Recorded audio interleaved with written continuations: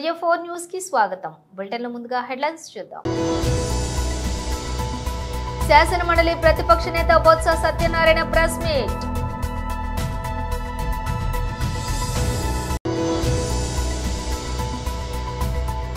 Green industrialisations లో Davos లో CII సదస్సులో పాల్గొన్న ముఖ్యమంత్రి.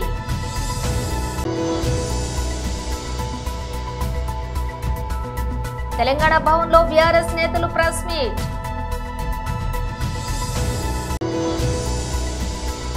ఏకశిలానగర్ లో పేదలకు ఇబ్బంది పెడుతున్న రియల్ ఎస్టేట్ గూండాలపై ఆగ్రహం వ్యక్తం చేసిన Etela Rajender.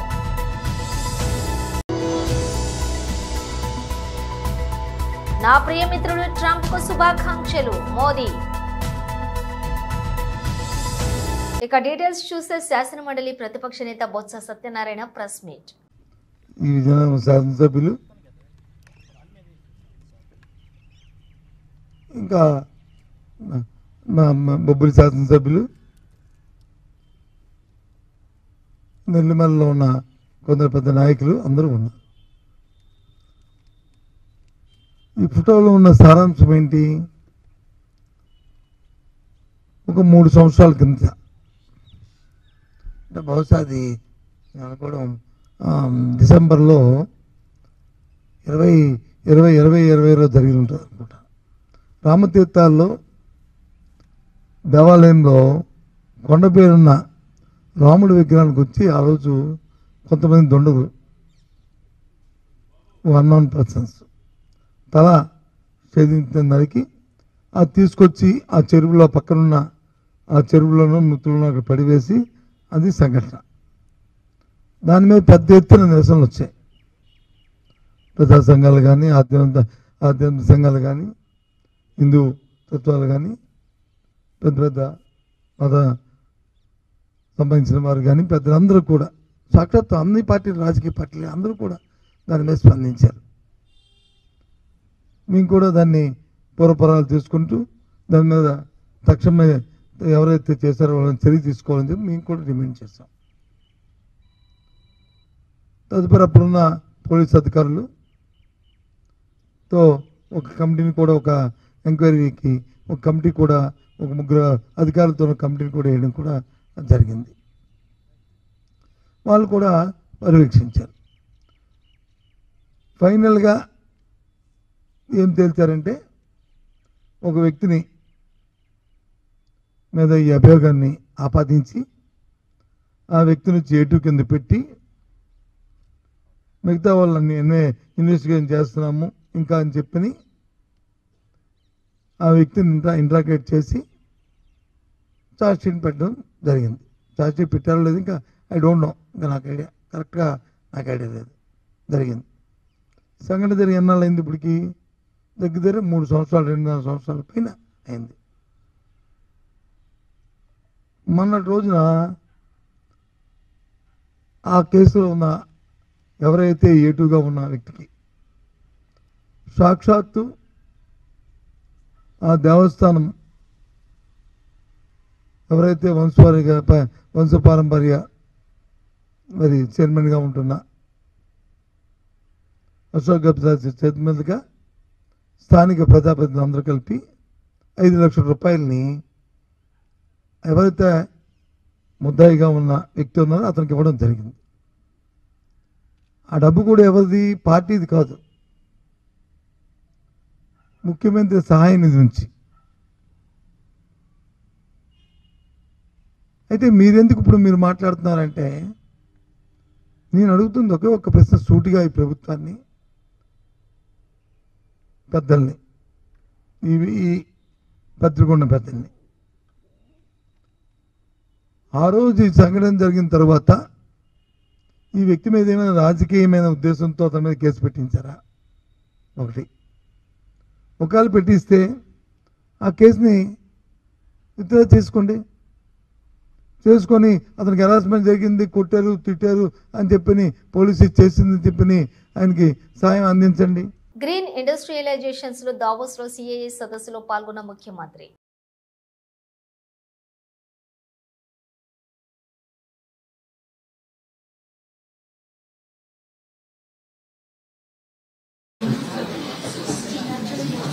Let me just, on behalf of everybody,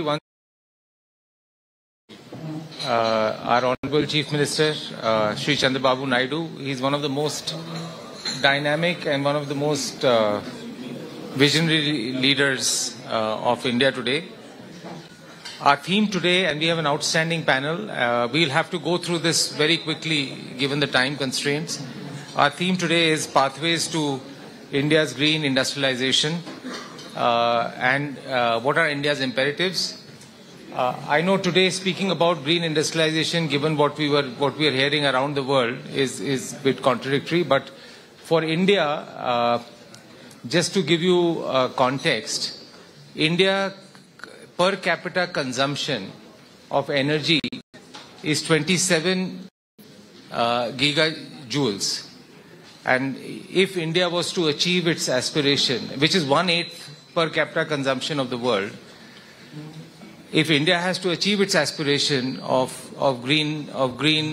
growth by 2047 and increase the per capita income by 5 or 6 times, India's total energy consumption would be 370 billion gigajoules. India imports 40% of their energy, and because of that, for India, green energy is not only a necessity, but without it, I don't think we will be able to achieve our growth aspirations. And green energy leading to green hydrogen and leading to green manufacturing. We have a really outstanding panel, and I know we are running behind time.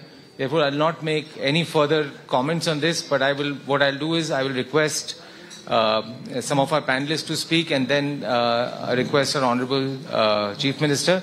Can I start with requesting Mr. Sajan Jindal, who, as we all know, is the chairman of JSW Steel. They're doing some seminal work on green steel, and also JSW Energy, where they're doing both renewable, pump hydro, and everything else. So, Sajanji, it would be great to share your insights in terms of what you're doing.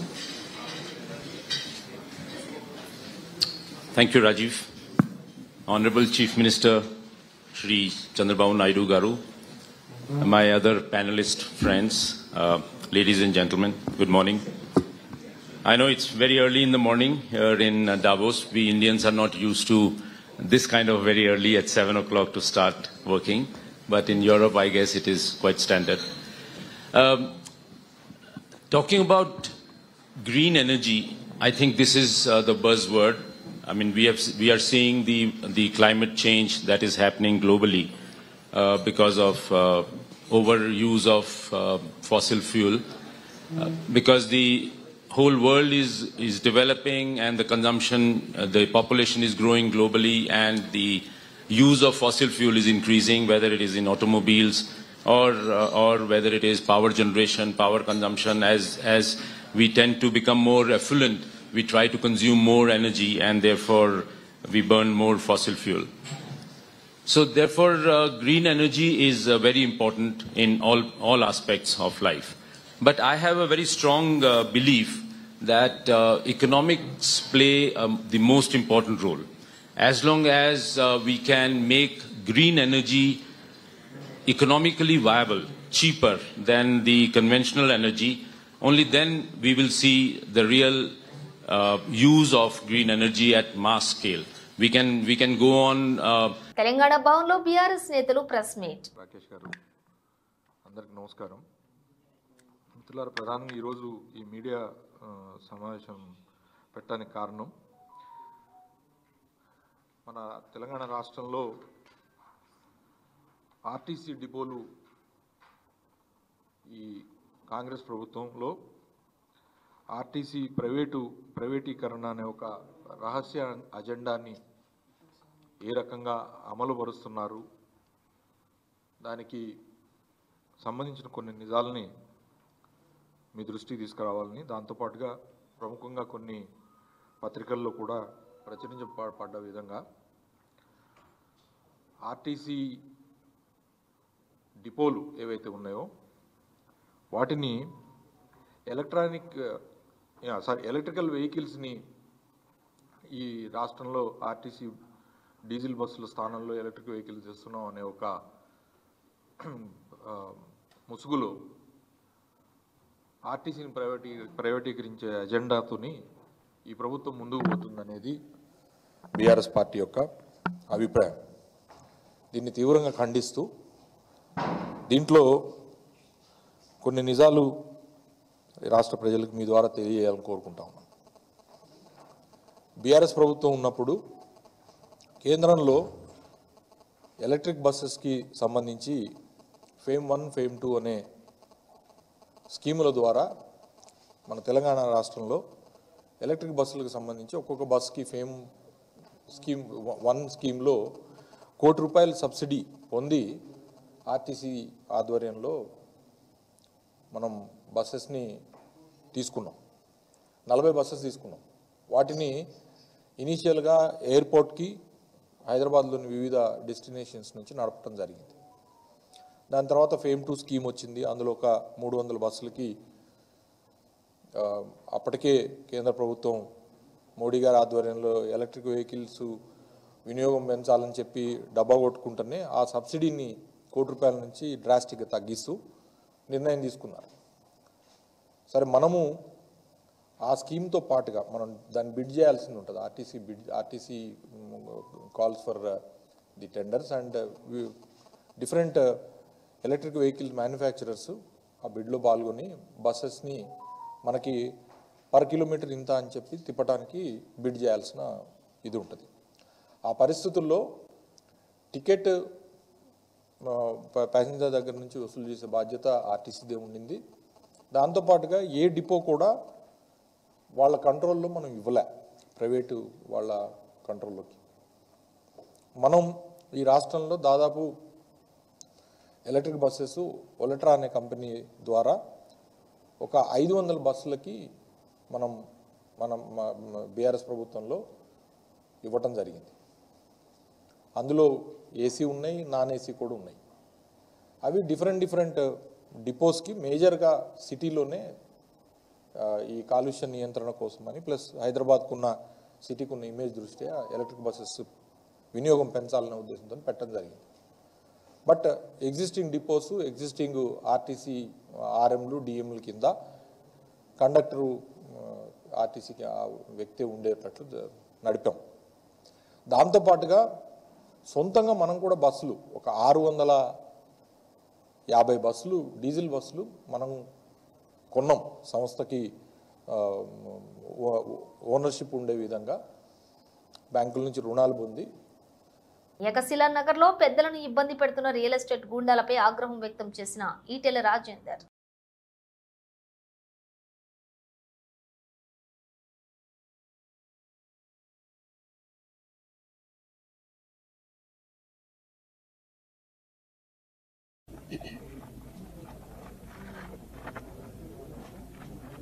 ఈ మధ్య కాలంలో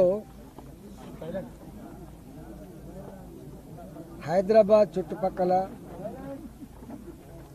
30 ఏళ్ల క్రితం, 40 ఏళ్ల క్రితం చిన్న ఉద్యోగాలు చేసుకునేవాళ్ళు, చిన్న వ్యాపారం చేసుకునేవాళ్ళు. ఆనాడు భూములు కొనుక్కొని ఇండ్లు కట్టుకుంటున్న సందర్భంలో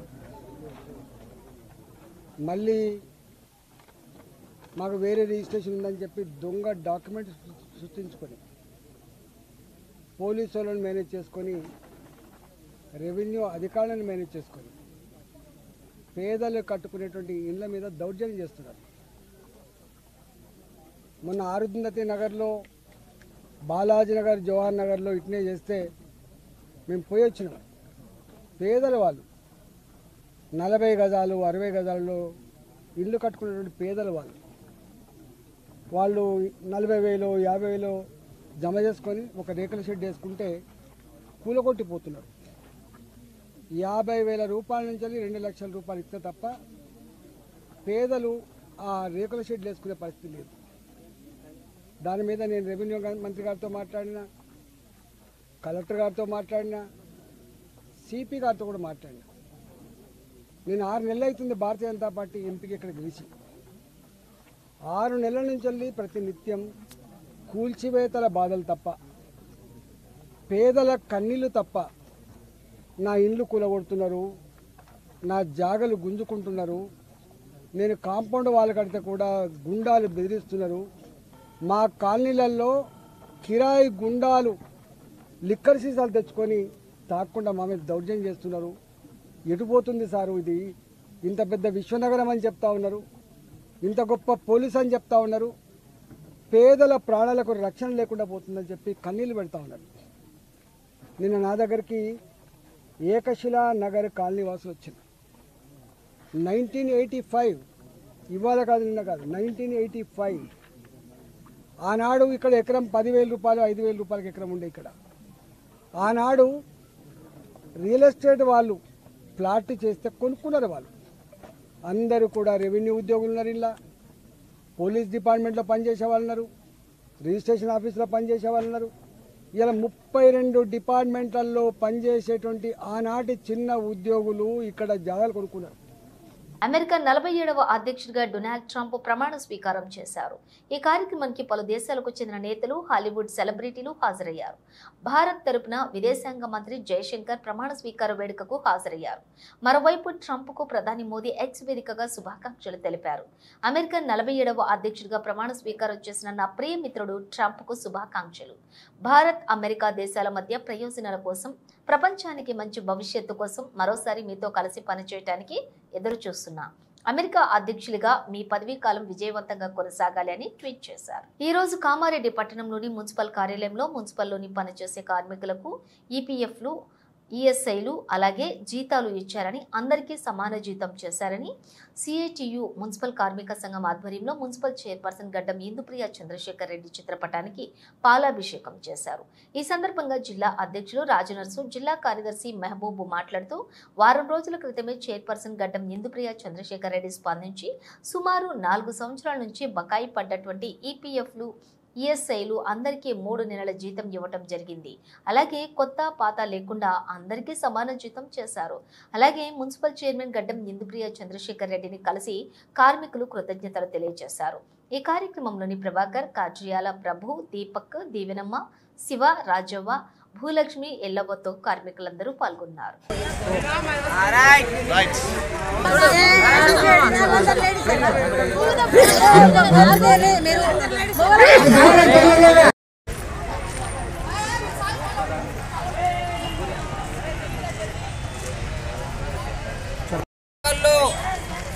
గత 4 సంవత్సరాల నుండి పిఎఫ్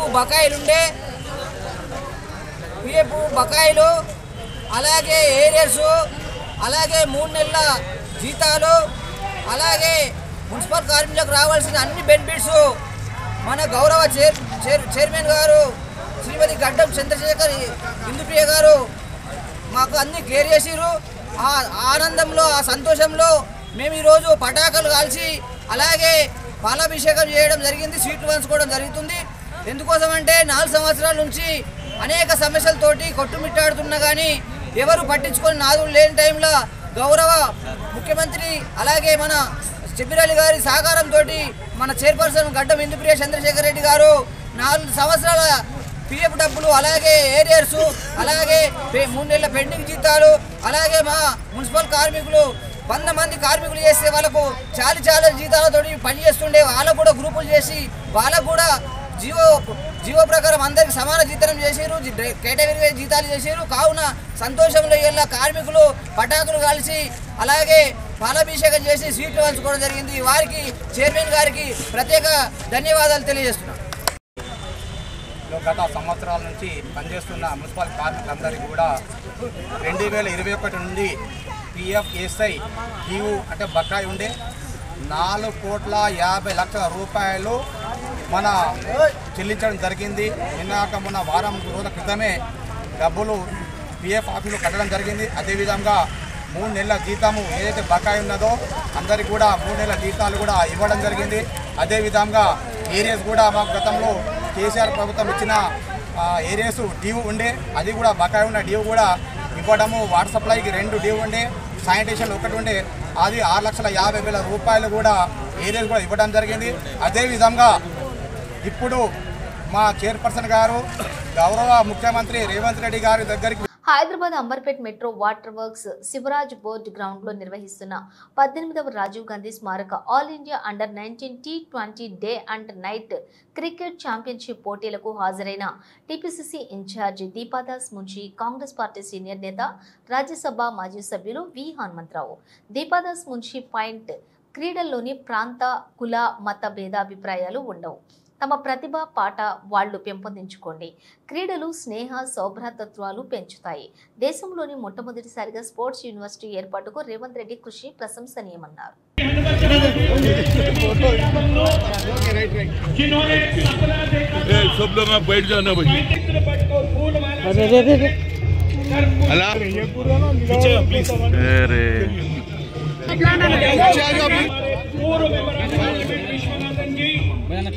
और तमिलनाडु के असेंबली में कांग्रेस के विप और साउथ इंडिया कमेटी के प्रेसिडेंट एसजे,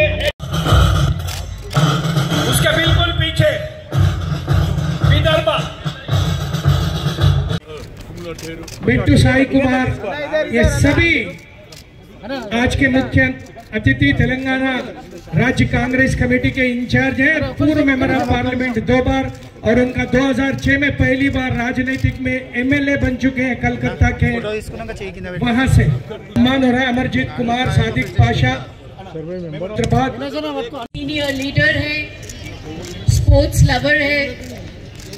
राजीव गांधी जी के नाम पर 18 सालों से tournament, cricket tournament, under 19 cricket tournament का काम कर रहे हैं।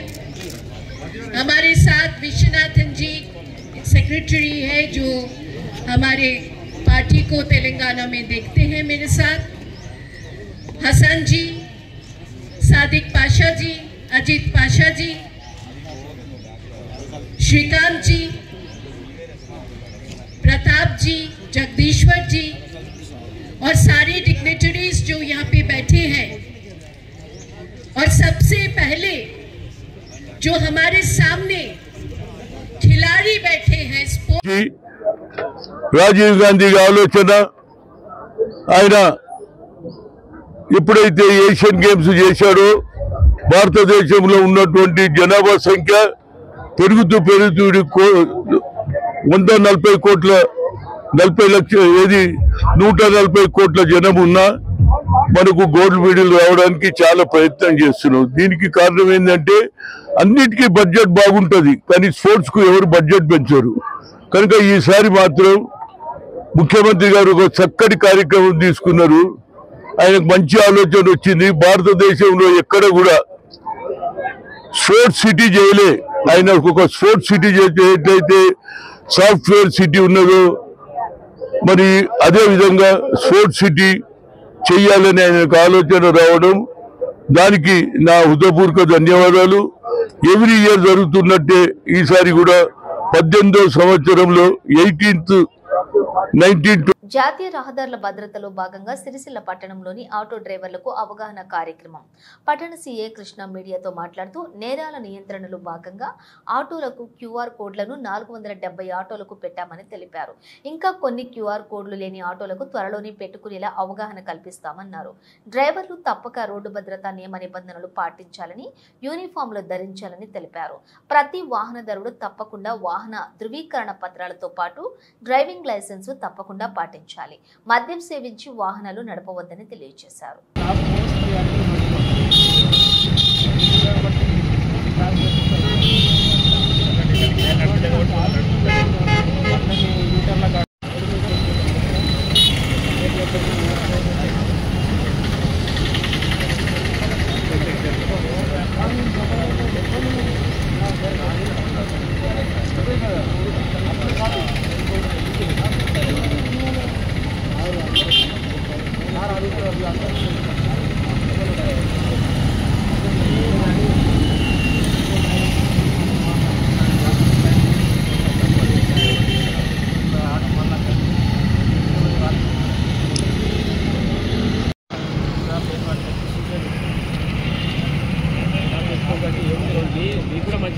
క్యూఆర్ కోడ్ పెట్టి మీ ఆటో కూడా ఏదైనా ఇష్యూ జరిగినా కూడా ఏ ప్రాబ్లం లేకుండా ఉంటుంది, ఇష్యూ లేకుండా ఉంటుంది.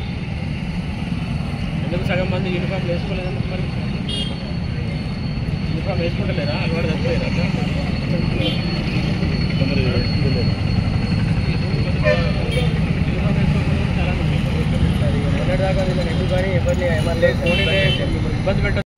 నేషనల్ రోడ్ సేఫ్టీ మంత్లో భాగంగా ఈరోజు మన రాజన్న సిరిసిల్లలో ఉన్నటువంటి ఆటో డ్రైవర్లందరినీ కూడా ఇక్కడ వాళ్ళకి అవేర్నెస్ ప్రోగ్రామ్ కండక్ట్ చేయడం జరిగింది.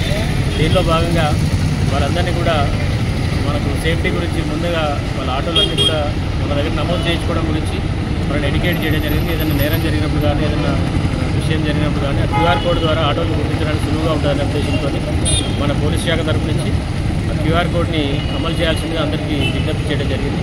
దాదాపు ఇప్పటివరకు ఒక 470 ఆటోలు కూడా క్యూఆర్ కోడ్ గురించి వాళ్ళు సపోర్ట్ చేసి తీసుకోవడం జరిగింది. ఇంకా కొన్ని ఆటోస్ ఉన్నాయి, వాటికి కూడా క్యూఆర్ కోడ్ ఇంప్లిమెంటేషన్ చేస్తాం. బులెటిన్ ముగించే ముందు హెడ్లైన్స్ మరోసారి. శాసన మండలి ప్రతిపక్ష నేత బొత్స సత్యనారాయణ ప్రెస్ మీట్.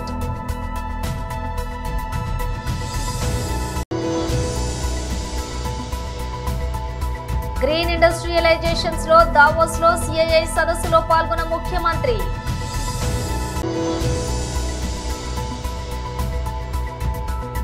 తెలంగాణ భవన్ లో బీఆర్ఎస్ నేతలు ప్రెస్ మీట్.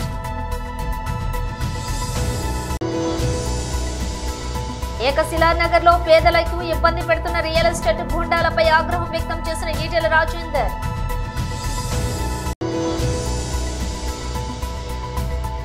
నా ప్రియమిత్రుడు ట్రంప్ కు శుభాకాంక్షలు మోదీ. ఇవి బులెటిన్ విశేషాలు. మరో బులెటిన్ తో మళ్ళీ కలుద్దాం.